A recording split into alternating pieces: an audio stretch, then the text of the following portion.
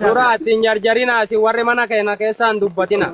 Hayyee baga obboleessa kiyya baga nagaan dhufte. Maam jira maama shurrubbee duula labsu jira isaatu harka lafa jalaatiin itti deemu jira jette. Akkamitti jehuu dandeesse akkam haa godhuu gaafa nan naga labsu dhufte na wajji hirmaattee taakka gaafa nan lallabu na gargaartee lama karaa deemaa kiyya kaas jiru kana raashinatti goote as kaa'atte moo sadii.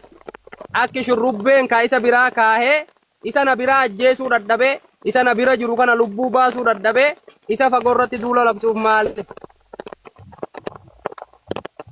mara geeffadhu Muhammad ani jalqaba irratti yeroo waa dubbadhu gaafii kiyya naa deebisi malee dhalattoonni sirkaa na bira jiraniimi isaan kana maaliif na bira jiraniimi isaan kana maaf dhiise Oromoota lafa fagoodha maafi walitti erga itti kakatta. Dana gari ati ijaarsa ta'uu danda'a kasi bira jiru. Mishinii qabaatanii osoo wajjin hojjetan waan qabu. Mara geeffadhu. Haasoyni kee mataan isaa haasaa nama of tuulaa haasaa muka sitti naqa akka isi godha jedhudha. Yeroo haasoytu ammumarraa uummata arrabsa uummata kijibaa kana jecha haasoyta wayita haasoytu. Namni aan uummataaf quuqama uummata kiyyaaf hin dhaabbadda. Kijibni kanaa olii eessa jedhu tur maalitti amantan? Dhageeffadhu. Ati maalitti amantan? Haasoyni kee hedduu wal xaxaa. Ati bara ammallee miira gantummaatiin kijibaan si ga'e hin jiru malee hayyu ga'an rabbitti amantaami. Rabbitti amana. Laa ilaaha illallah Muhammad rasuulallah ni jettaami. Ni jedha. Wallaahi wallaahi maqaa rabbii 99 innatti haa ta'u gaara kana keessaa naan galchin dhala kiyya naan garsiisin. Miira biraa dhiisi. Inshaallah namni yoo dhuunfaa ofitti waa walirra dhabee wallolee nama waan fi kafalu. Rabbiin suuraa bara'aturraa fuudhe narraa fuudhu.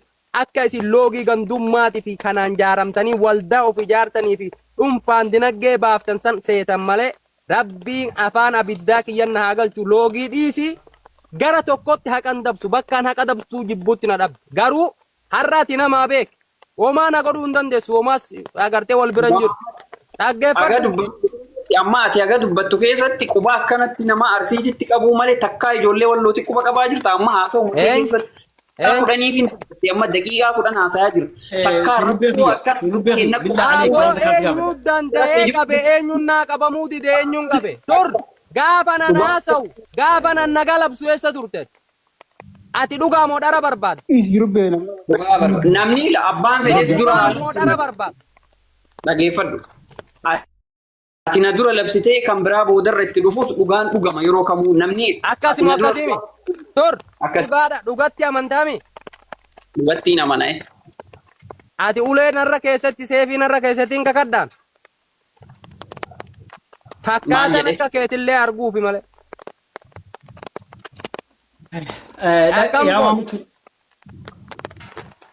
namuma nama waan kana keessa jiruttu inshaallah bilbilaa fi waasaapii sagalee ittiin qabu akka inni namummaa hin qabne arga waan ta'eef garuu quba wanniin sinitti qabeef gaafa duraatis gaafa kutaa biraatiin wal lolanis dhufeetiin jala dhaabbadhe dhugaa bakka argee lakkii osoo hin jiru kadhadhee nama na dideen komadha malee kanaa dhaabbate komachuu hin danda'u heera uummata awwallotti haa dhaladhu malee jireenya eenyu wajji jiraadhaa rabbii fi takka kara deema beeka. Ati shurrubbeetu keessa jira shurrubbee jettanii maxxansuu jirtanii sodaa namaatimi gaafa duraatis yeroo lolaa lubbuu namaa osoo tumamuu jiruu fideetiin qaariyaa kana gad deebise ka qaariyaa kana jiru namni tutte ana tutte jeentaa kan na bira jiruus nama tawakkala lola darbeerratti tawakkalataa walitti qabee haga nama 70 bakka tana walitti qabee hin deemtan jee nyaachisee obaasee namu maatii isaa dubbisee deema ati hoo gaheen kee maal goote jirta eenyu waan taateef kakuu ergaa taate. Bara'aturra rabbi suuraa fuudhanarraa fuudhu gandummaa kana keessa harkan qabuu dhiibe jedduu dhaabbadhe dadhabe harka keessaa fudhadhe gaafa viidiyoo waraabdanii fi soba akka ati deemtuun kanaan dhuftan ilmi namaa miira qabaa quba akkanan godhin hoggaa jette qubaami warroota dhuunfaadhaan bu'ee shurrubbee jehu wal dura hoo dhufe waan godhu beekanu maaliif dhuunfa garuu bakka namni hin oolle naman oolchina maqaa rabbii 99 natti haa ta'u. Irbu Oromoo 7 gadina alakiyya naan garsiisin hagan takka fireet Afrika isaan qabu. Jalan turre yeroo mucaan tumamu deengadda dhaabadhaa ijoolleen maan jedhiniin sin dhageettu ijoolleen deengadda gaafa arsii galamu jalan turre gastii sanarra osoo hin gaafin si gaafadha yeroo mucaa gurraacha dhawan bilbila nama dhaheen aboo rabbii isin uuma sodaadhaan jennaan mucaa sanirratti wal lolan ijoolleen wal afaan garagalte namni hamma danda'u dhiiba gastii hoo namni ol siin butin dubbatu Ani waan insii kakadhuuf hin qabu. Ani nageenya akka bu'uun barbaada. Kijiba barbaadde kijibaan siga hin jiru afuufan siga hin jiru malee nageenya akka bu'osoo barbaadde gaafa inni yuufi gaafa nan jedhu boo'u dhuftee na gargaartaa jechuudha. Gastii namni irratti duubatti jala jirtu akkamitti hin shakkine ani. Amma ani qulqulluudha siifi rabbitu beeka qulqullummaa kee. Gastii namni irratti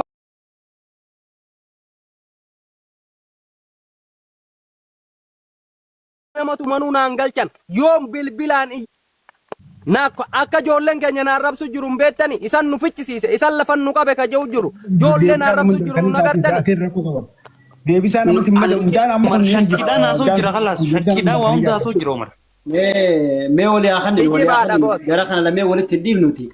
Ati reefu rakkoo wallaahi laabeetiin dubbadhaa eega fiidoo barate rakkoo maamma shurrubbeessan maa himuu dadhabde naa kakadhuuti rakkootii dubbadhuutiin inni amanee bar noo jedhaanii jira jedhee marka kun hin barbaachisu gastii nama dhaamu jiru arguun jirtu waan godhu hin danda'u afaan hin qabu ijoolleen natti aarii qaba akka deebi'eetti dubbadhuun hin qabu nama sadi harkaa dhaggeeffadhu afaan oromoo ni beektami nama sadi harkaa fuudhetiin mucaa tokkichaa asrii qabame ijoolleen walloo nama sadi qabdi nama sadi san an baase tokkichaa gama sanitti hafe san gorraame ijoolleen natti miira biraa keessa jira naan rabsuu jira kakaleessituu fayyaa ta'e hin qabdan namni immoo waan isa madaalu seena sodaa ilma namaa kamuuf waan keessan deemnuuf hin qabnu siigalee heeratti jiraannuuf bakka jiraannu immoo maal feete namni itti wacee iyyu kun amma waan jette qabdaar miskiinni arsii kana bira jiru kun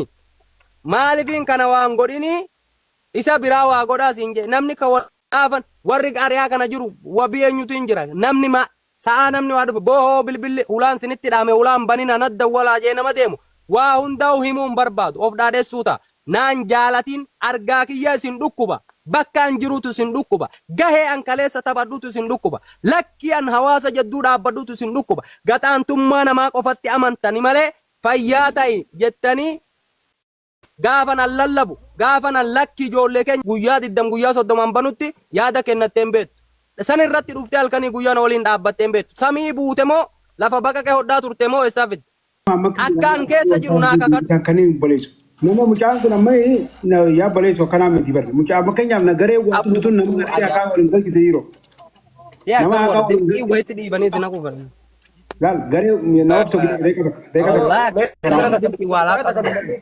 meetara takka dubbadhu Maamad Shurubbe minut qabadhu Maamad minut qabadhu Umar sirraa hin gaafii qaban gaafadhu Amadu gaafiin eessa qabu yeroo duroo barbaadu laal Oi gadi na buuste reefi ati nama loogii hojjetu anaa si buuse wanni si buuse anuma si deebisee bar niitu na deebisee dhaabbadhu waan si gaafadhu waan si deebisee qabda laal teentee ammoo ati waa'ee ammaatirraa haasawuu eegalaan anaa si gabbuuse ammallee anuma si deebise haya komii Maamma Shurrubbeeti irraa qabu Maamma Shurrubbeen amma kakatee waan kana quraana ati moo islaamatti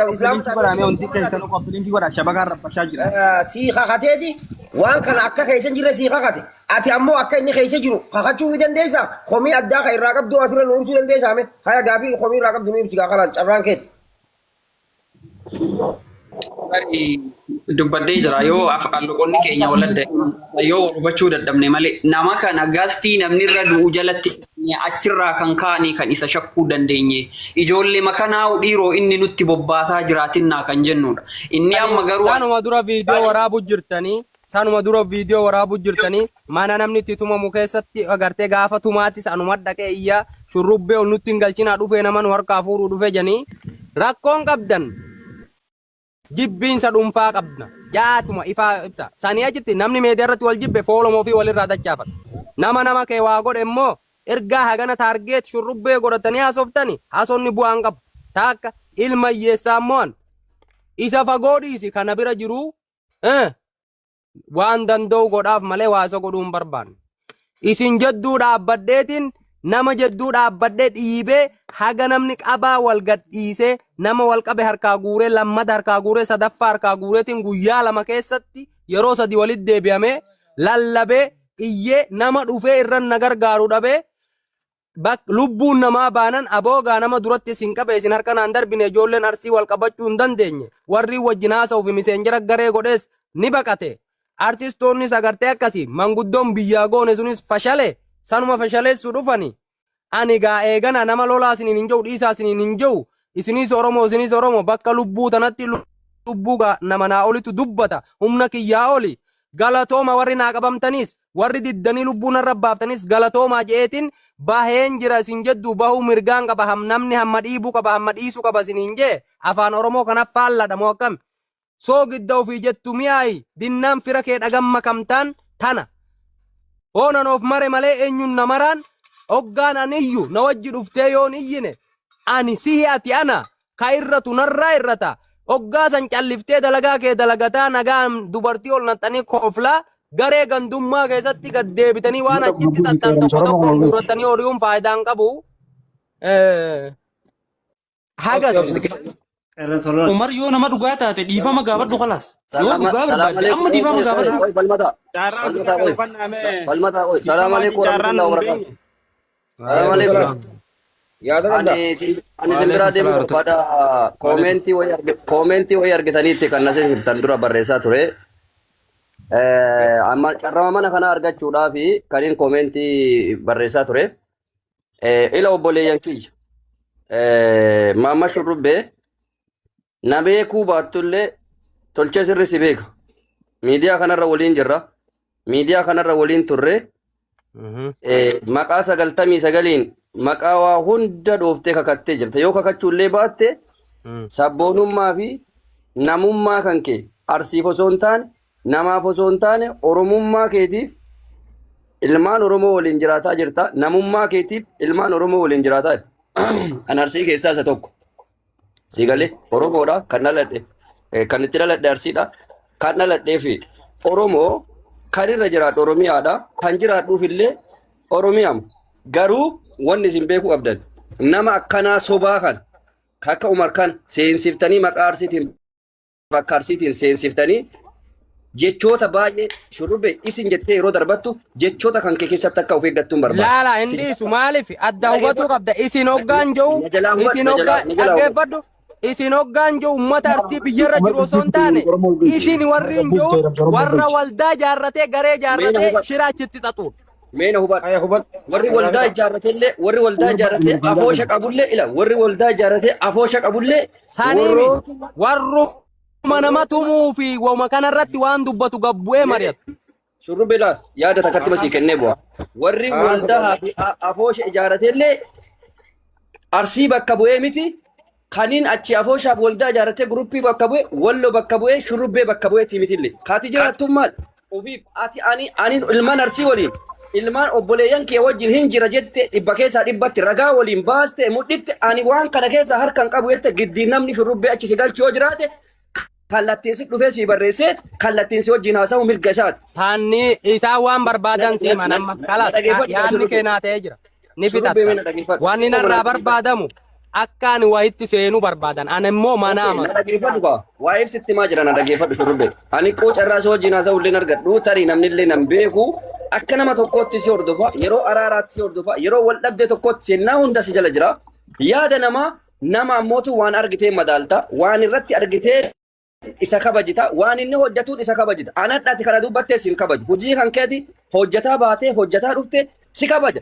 Arsiin namni si jaalatu, Oromoon namni si jaalatu, Wallagga namni si jaalatu, mileenataan jira. Nama tokko lama argaa kan kee feeneef jettee dhufte atakka kan keetitti walola kana dhaabsuu hin dandeettu.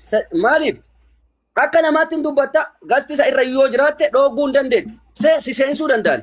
Garuu maftii ammoo dhooguu dandeettuun hin qabdu. Jala teettee amma fakkeenyaaf Umar kun ati jala jirtaa yoo jettu hennaa jala jiraachuu isaa argu noo isaa maaf hin argin noo inni jedhu san maa barreeffama san hin argin nama dharaa akkanaa kana fiddanii maqaa nama tokkooti hin dubbisina ijoolleen kan nama saamu jiru kan wal fixu jiru ila laal obboleessa kiyya Ijoolleen badii qabu yoo jiraat guruppii wal ijaareera dhugat ka ummata saamuu barbaadu ka arsii maqaa balleessuu barbaadu ka walloon illee ummata nagaa maqaa balleessuu waliin buusuu barbaadu guruppii qaba ummanni kun. Ummanni guruppii qabu tarii namoota akkana jarjaranii waa dubbatan kanaa miti. Amma fakkeenya guruppii kana keessatti akka nu irratti illee. Rubee moojjara sanne yookaan namoota ijjiba